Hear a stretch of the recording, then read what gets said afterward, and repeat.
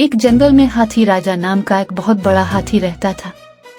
वो अपनी ताकत और साइज के लिए जंगल के सब जानवरों में मशहूर था। हाथी राजा को अपनी ताकत पर बहुत गुरूर था और वो अक्सर दूसरे जानवरों को तंग करता था। एक दिन हाथी राजा जंगल के एक मैदान में टहल रहा था कि इसकी नजर एक छोटी सी चींटी पर पड़ी।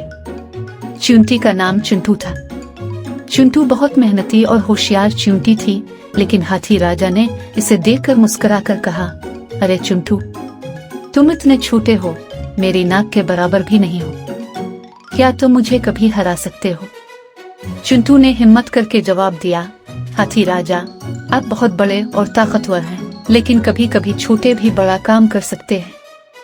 हाथी राजा ने जोर जोर से कहकहा लगाया और कहा, चिंटू, तुम मुझे हरा नहीं सकते। अगर तुम मुझे हरा दो तो मैं सारी दुनिया को बताऊंगा कि तुम सबसे ताकतवर हो। चिंटू ने हाथी राजा की चैलेंज कबूल कर ली और कहा, ठीक है हाथी राजा, कल हम मुकाबला करेंगे। अगले दिन जंगल के सब जानवर मैदान में जमा हुए। हाथी राजा और चिंटू का मुकाबला देखने के लिए सब बेचैन थे।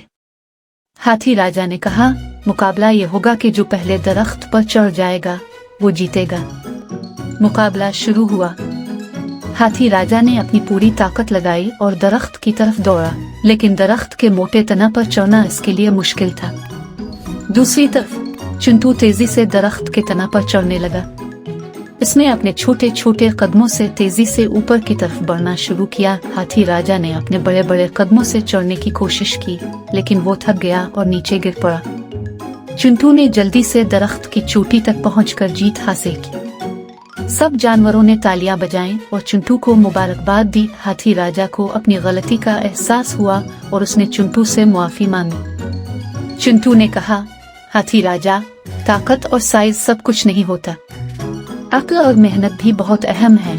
हाथी राजा ने ये बात मान ली और वादा किया कि वो कभी किसी को कमजोर नहीं समझेगा और सबके साथ इज्जत से पेश आएगा। इस दिन के बाद हाथी राजा और चिंटू बेहतरीन दोस्त बन गए और जंगल के सब जानवर खुशी खुशी रहने लगे। और इस तरह चिंटू ने हाथी राजा को एक बड़ा सबक सिखाया और जंगल में सबके दिल जीत लिए।